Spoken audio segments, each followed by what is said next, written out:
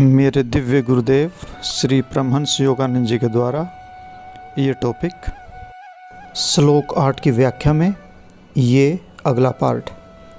और यहाँ पर एक योद्धा का नाम सोमदत्त का पुत्र अर्थात भूरिश्रवा मतलब भौतिक कर्म। भूरिश्रवा नाम का अर्थ है बार बार दोहराया गया कार्य। भूरि तथा प्रवाह मतलब बहना, और इसकी उत्पत्ति हुई है भूरि बहुलम सर्वक्षणम शय इति, जिसका मतलब है वह प्रवाह जो पुनः पुनः अदृश्य होता है, वह बहाव जो प्राय पुनः पुनः अदृश्य होता जाता है, उसे प्रत्यक्ष रूप में प्रतिस्थापित करना आवश्यक है जिससे यह निरंतरता बनी रहे। इसकी तुलना नदी के बहते जल से की जा सकती है जो बह जाता है, तथापि आगे बहते जल के पीछे भी जल का प्रवाह निरंतर बना रहता है। यह मनुष्य के कर्मों और उससे उत्पन्न फल के सादृश्य है, उसके जैसा है। इस प्रकार भूरिश्रवा कर्म का प्रतीक है। यहाँ कर्म का अर्थ है भौतिक कार्य, वह जो स्वार्थी इच्छा से प्रेरित होता है। यह कार्य कारण के नियम को गतिशील करता है। कर्म एक फल उत्पन्न करता है जो स्वयं को कर्ता से बांध लेता है जब तक कि कारण एक उचित प्रतिफल के द्वारा समतुल्य न किया गया हो। तो पूर्व कर्मों के कारण को प्राय लंबे समय तक भुला दिया जाता है अथवा प्राप्त फलों से अलग कर लिया जाता है। इस प्रकार व्यक्ति अपने वर्तमान दुर्भाग्य के पश्चाताप के लिए बुरे भाग्य, नियति तथा अन्याय का रोना रोता है। इन प्रभावों को सहन करके, इनसे शिक्षा लेकर तथा रचनात्मक एवं आध्यात्मिक ढंग से इन प्रभावों से बाहर निकलने का मार्ग बनाने से पूर्व कर्म नष्ट हो जाते हैं। परंतु जब तक वर्तमान के कर्म ज्ञान के द्वारा निर्देशित नहीं होते और इस प्रकार कोई बंधनकारी संस्कार अपने साथ नहीं ले जाते, नए कार्मिक प्रभाव उनका स्थान ले लेंगे जिनकी त्रुटि पूर्ति कर दी गई हो। जब तक भोग कर अथवा ज्ञान द्वारा भस्म करके पूर्व एवं वर्तमान कर्मों के प्रभाव मिट नहीं जाते, परम मुक्ति प्राप्त करना असंभव है। पतंजलि जी भी कहते हैं कि कर्म 4 प्रकार के होते हैं। एक योगी के कर्म जो न तो पवित्र हैं और न अशुभ। दूसरे कर्म 3 प्रकार के होते हैं, पवित्र कर्म, अशुभ कर्म और अशुभ का मिश्रण, पवित्र और अशुभ का मिश्रण।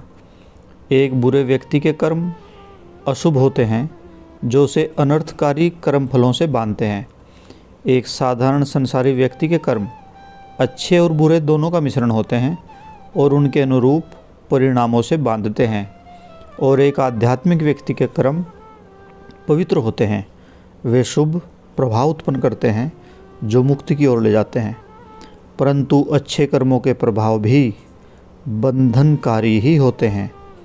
एक योगी के कर्म को आत्म साक्षात्कार परम ज्ञान में अवस्थित है कोई संस्कार अच्छे या बुरे कर्म उत्पन्न नहीं करते जो उसे बांध सके। तो भूरिश्रवा अर्थात वह सांसारिक कर्म जो अहम जन्य इच्छा से प्रेरित होने के कारण बंधनकारी प्रभाव उत्पन्न करता है। इसलिए आकांक्षी योगी को इसे जीतना होगा, यानी कि ये भी एक कौरवों का योद्धा है जिसको जीतना ही होगा। और अगले योद्धा हैं गुरुद्रोण। गुरुद्रोण मतलब आदत और संस्कार की आंतरिक प्रवृत्ति, और इसकी उत्पत्ति हुई है एक संस्कृत के वाक्य से जो है कर्मणा द्रव्य भावनाम विपाकिति, अर्थात उन कर्मों का फलीभूत होना जो सुप्त हैं या द्रवीभूत अवस्था में हैं। या सूक्ष्म है। द्रोण के प्रतीकात्मक अर्थ को दूसरे श्लोक में सिद्ध किया गया था। वे आदत अधिक यथार्थ रूप से संस्कार का प्रतीक हैं, अर्थात पूर्व के विचारों एवं कार्यों द्वारा चेतना पर बने प्रभाव जो स्वयं को दोहराने की दृढ़ प्रवृत्तियां उत्पन्न करते हैं। यह देखा गया है कि द्रोण नाम संस्कृत के मूल द्र से उत्पन्न होता है, जिसका अर्थ है वह जो द्रवीभूत अवस्था में रहता है, यानी कि पूर्व के कर्म सूक्ष्म या द्रवीभूत अवस्था में इन संस्कारों के रूप में रहते हैं। इस प्रकार हम द्रोण और पतंजलि के विपाक के बीच सादृश्य देखते हैं। विपाक से बनता है वह फल उत्पन्न करना या परिणाम बनाना या पिघलाना, ये सब एक ही अर्थ से आते हैं। पूर्व कर्मों के संस्कार जो अपनी तरल अवस्था में हैं, अंततः सही परिस्थितियों में उन कर्मों के फलस्वरूप फलीभूत होंगे। कर्मों के संस्कारों का मूल कारण कलेशों में है और वे 5 अवरोध जिनके विषय में अभी कहा गया है तथा ये वर्तमान जीवन में व्यक्त या अव्यक्त आंशिक प्रसुप्त अवस्था में उचित परिस्थितियों की प्रतीक्षा करते हैं। ये प्राय अगले अथवा भविष्य में किसी जन्म में आगे ले जाए जाते हैं। इन मूलों से व्यक्ति के पुनर्जन्मों की विशिष्टताओं का पता लगाया जा सकता है। किस प्रकार का व्यक्ति या उसका स्वास्थ्य या जीवन शक्ति, उसके आनंद या दुख कैसे होंगे, इसका पता उसके संस्कारों से लगता है। और अगला महायोद्धा है अश्वत्थामा, अर्थात सुप्त इच्छा। वह इच्छा या वह जो संचित अथवा परिरक्षित रहता है, सुरक्षित रहता है। अश्वत्थामा का अर्थ है अश्व अथवा परिरक्षित या संचित किया गया, और तथामान का मतलब है रहना, एक विशेष स्थिति में बने रहना। वह जो संग्रह होता है तथा अपरिवर्तित रहता है और मृत्यु के साथ भी नष्ट नहीं होता, वह इच्छा है। पतंजलि के द्वारा इसको आशय या आशा से अधिक विशिष्ट रूप से सुप्त इच्छा या इच्छा का बीज या वासना या चेतना पर इच्छा के अंकन के द्वारा निरूपित किया जाता है, और इसको कहा जाता है यह इच्छा प्रकृति की सृष्टि का शाश्वत मूल है। हिंदू शास्त्र कहते हैं कि परमात्मा की अपनी एकल प्रवृत्ति को अनेक रूपों में आनंद लेने की इच्छा रहित इच्छा, मतलब ईश्वर जब अकेले थे, एकल प्रकृति स्वयं निराकार पर ब्रह्म, उन्होंने एक इच्छा रहित इच्छा रखी अपने आप को सभी रूपों में प्रकट करने की। तो इसीलिए ही सार्वभौमिक ब्रह्मांडीय स्वप्न से उत्पन्न होने के कारण इच्छा परमात्मा की एकल प्रवृत्ति को अनेक रूप में इच्छा रहित आनंद लेने की इच्छा के रूप में संसार में ये प्रकट है। जीने और जीने के अनुभव का आनंद उठाने की इस इच्छा का संस्कार, यानी कि ब्रह्म के अनेक रूपों में व्यक्तिकता के केंद्र का अंश है। इस प्रकार इच्छा वह मूलभूत नियम है जो सृष्टि की निरंतरता को बनाए रखती है। मनुष्य अपनी वैयक्तिक इच्छाओं के स्वप्न ब्रह्मांडीय स्वप्न दृष्टा ईश्वर के साथ जागृत सपनों के भीतर देखते हैं। मतलब हम स्वयं जो इच्छाओं से बंधे हैं, हम ईश्वरीय इच्छा के स्वप्नों यानी कि संसार के साथ अपने आप को अलग रूप में देखते हैं। क्यों देखते हैं? अविद्या अर्थात अज्ञान अहम उत्पन्न करता है और अहम से अनुभूति तथा इच्छा उत्पन्न होती है तथा साथ ही साथ आनंद के साधन के रूप में इंद्रियों एवं विषय के साथ एक रूपता होती है। यह इच्छा द्वारा प्रेरित अच्छे और बुरे कर्मों तथा उन कर्मों के फलों तथा संस्कारों को उत्पन्न करते हैं जो पुनः स्वयं को चिरस्थायी रखने वाले चक्र में एक जन्म से दूसरे जन्म के नए कारणों और प्रभाव को उत्पन्न करते हैं जब तक इच्छा का अंत नहीं, तब तक पुनर्जन्म का कोई अंत नहीं। व्यक्ति में इस इच्छा बीज यानी कि सुप्त इच्छा यानी कि अश्वत्थामा और सक्रिय इच्छा यानी कि दुर्योधन में अलग अलग अंतर होना जरूर चाहिए। जैसे कि इन दोनों में एक विशाल अंतर है।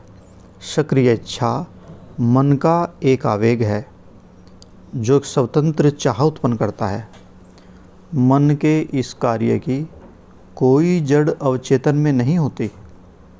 जब यह आवेग व्यक्ति के मन में प्रथम बार उत्पन्न होता है तो यह इतना शक्तिशाली नहीं होता कि इच्छा शक्ति के तुरंत कार्य के द्वारा इसे सरलता से रोका अथवा दबाया न जा सके।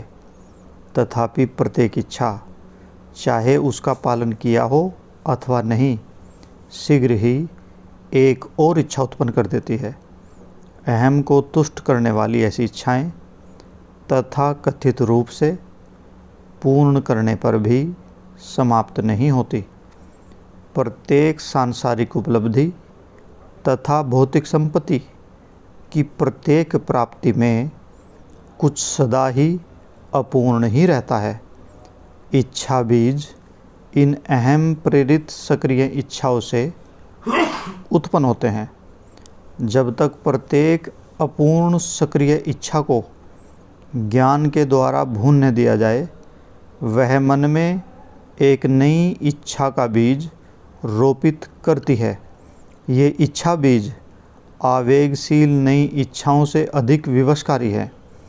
ये अवचेतन में गहराई से जड़े जमाए होते हैं तथा ये ऐसी मांगों के साथ अचानक प्रकट होने के लिए तैयार रहते हैं जो अनुचित, निरुत्साहित करने वाली तथा दुखकारी होती हैं।